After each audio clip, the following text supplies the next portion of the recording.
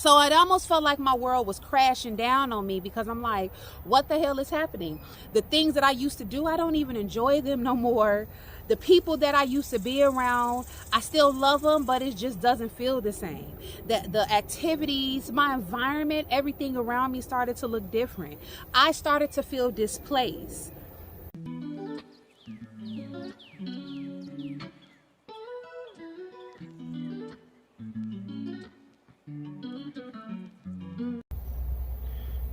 Hey, peace and balance. What's up? Your girl Mystique Moon here, back with another episode of She Sound Off.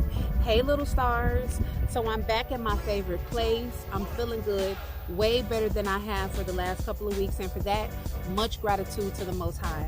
I'm in my favorite place, as you guys know, in nature, and I want to take a second to just breathe it in for a moment. I think life can have us so up, that we don't take a minute to come down, and for the right reasons and around the right things, around the right people, around the right environment. And I believe that nature is the best environment. So I'm going to take a minute to just breathe for a second.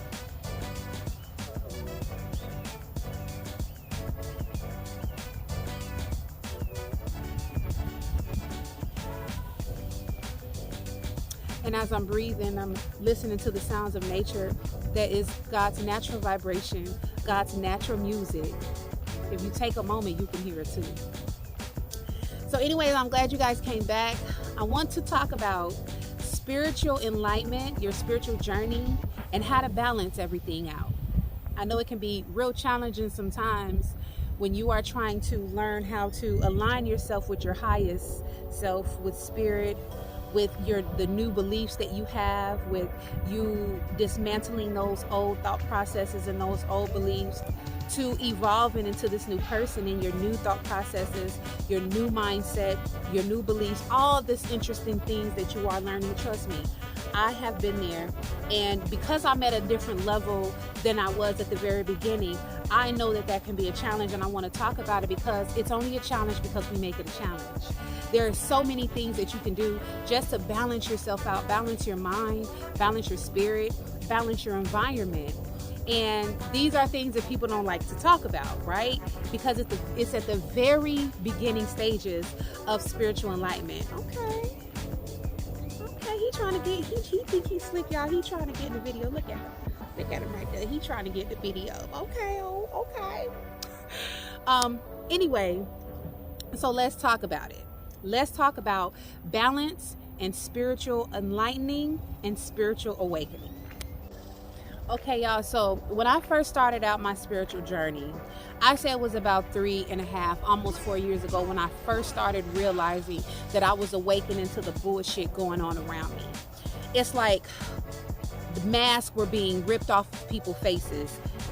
People didn't look the same to me, like, friends, family, relationships, just the way that I view things. But me being a stubborn Taurus that I am, I stayed a little bit longer in those situations because I didn't quite understand what was going on. Like, I didn't know that my body, my spirit, my mind, everything was awakening. I was in that awakening process.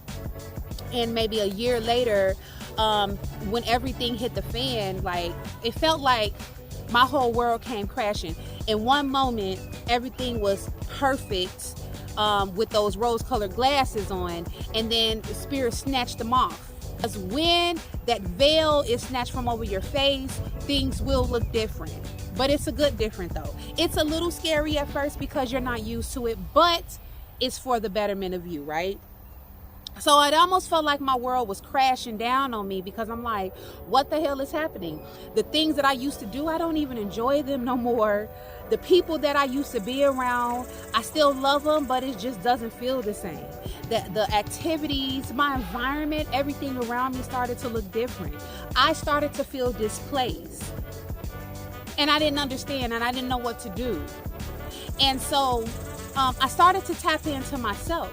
I started to do a lot of praying, and I got real deep in meditation.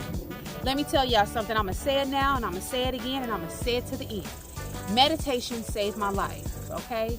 Meditation saved my life because in meditation, I found my higher self. In meditation, I found who I really was. I was able to be me unapologetically. I was able to listen to all the voices in my head, because see, we know that there are several voices. We got our subconscious, our conscience, we got our the devil, the angel. We got all type of versions of us in our heads swimming around in there. I was able to connect with spirit.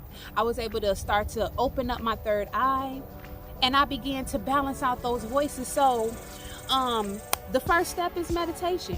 And I've said this in so many different step or how-to videos, that the first thing you want to learn is how to quiet the voices and quiet all the opinions of others, quiet all the noises around you. This is why I love to come into nature, because nature has a subtle music, and it's just free.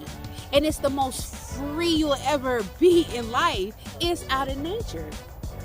But I learned the power of meditation. Learn what helps you quiet those voices down.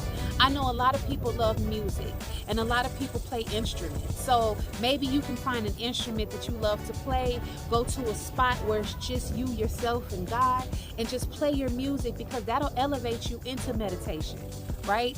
A lot of people like to write, journaling. Oh my God, journaling. Journaling is a form of meditation. It's crying, right? So journaling while you're in meditation, or journaling or writing or whatever it is, will take you into meditation. It takes you to your purest, highest, most natural form of self.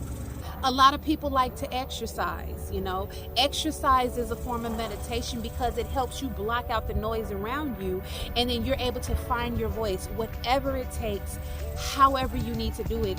Find that middle ground within yourself, within your spirit, within your mind, and channel that. And that's the first step to balancing things out when you're going through your spiritual awakening.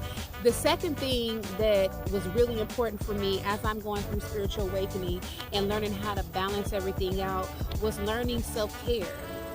Oh my goodness. Let me tell y'all something. Little stars, listen. I didn't truly know what self-care was and how important it was until I actually started to do some self-care. I didn't understand what it meant for me to block out everybody and everything and only tend to myself. And I'm not just talking about the physical. The physical is very important too. They talk about baths and, doing stuff for you, and that is beautiful. I'm talking about that too, but in addition to that, I'm talking about real self-care, putting yourself first in your life. Number one, you cannot pour from an empty cup. You cannot pour from an empty cup. Okay? Understand that.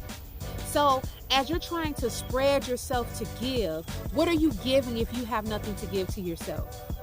What do you have to give? And a lot of times, that's what we all do. I know I was doing that a lot. I was giving myself, thinking I was helping a situation, when in turn I was not. And the more that I took away from myself, the less I was able to give to the people who truly deserve the love that I had. And so I learned self-care. I learned how to take time away from people. I learned how to take time, come out into nature, because I love it so much. I learned how to channel the things that made me feel good. I learned how to start wearing the clothes that made me feel confident. I learned how to build self-confidence within me. I learned how to say no to the things that was not on my frequency. And that was challenging, because I'm a people pleaser, and I love to make everybody happy. But I realized that I was doing them a disservice, because I was not making them happy by just saying yes to everything. Sometimes you have to allow people to live their lives and go on their own journey. And that was the most challenging thing, especially as a parent, that I had to do. I learned how to love myself more. I learned how to take time out for me. And I learned how to speak kindly to me. One thing that I started to do, ladies, man, you can do this too, was I bought myself flowers, right? That, I don't know what it was about me buying myself flowers, but I used to buy myself flowers, and it felt so damn good to me. So I learned how to balance the world, my environment, all the things going on around me, and myself. When I put myself first, when I fill my cup up first, I'm able to balance everything out. And then the third thing that I did, now the list is pretty long, so in this video I'm going to just do 3 things, and then I'll do a part 2. But the third thing that I did during my spiritual awakening and along my spiritual journey was to slow down. Stop trying to rush it. We want that clarity. We want that peace. We see people talking about it all the time. Spiritual awakening, and it is beautiful. I'm not even gonna front. It feels good. I don't understand how I lived this long without finding this part of my life. But it's okay, because all that stuff was a part of it. Sometimes you just have to slow down. Allow yourself to flow. Allow yourself to experience. Allow yourself to just be sometimes, right? We cannot force it. You cannot rush it, okay? It has to come natural. And as long as you are tapping into your higher self, as long as you are giving yourself plenty of self-love, as long as you are staying into meditation, as long as you are releasing control, and in releasing control, you are in full control, and I'll talk about that in part 2. As long as you are tapping in every moment, during the high moments, during the low moments, at your highest frequency, and even at your lowest, it will come. Okay, little stars, so guess what? My phone died when I was at the park. I was in my happy place and my phone died. So I had to come home. I had to charge my phone, and then I got hungry because Baby Spiritual needs to eat. And then I had laid down. Then I started going through social media, and then I was like, "Ooh, let me finish this video." No, but for real, so start tapping into those 3 things that we talked about in the beginning. Start tapping into meditation. Learn what it is. Discover what kind of meditation works for you. It is not gonna, one shoe don't fit everybody's foot. Okay, so make sure you find what works for you. Explore. Find different things. Do research on different meditations. Also learn self-care. What is it that makes you feel good? Learn the power of one word sentence no. Something I'm still working on. And then slow down. Pace yourself. Allow things to flow in and flow out of your life as they naturally need to, in order for you to reach that level that you're trying to reach. Okay, this spiritual awakening there is balance in it, but it's something that you're going to have to work on. You're not going to just snap your finger, wake up one morning, and just be totally elevated. It does not work like that. Okay, I know it can be challenging. I know it can be hard. I too have a challenging time learning how to balance myself when I'm as I'm going through my spiritual growth. But it is possible. It is possible to find a silver lining in the midst of all that storm. It's possible to find peace in the midst of all that chaos. So just remember that. You guys for listening. Remember that self-preservation is the first law of nature. Love yourself. That includes that self-love portion we talked about earlier. Love yourself, and then lead with your heart. Know that you are protected by all the things in the universe, by your higher power, by your ancestors, just by the might and the strength that lies within you. So you can lead with your heart, and everything else will follow. Until next time, peace out, little stars. Bye-bye.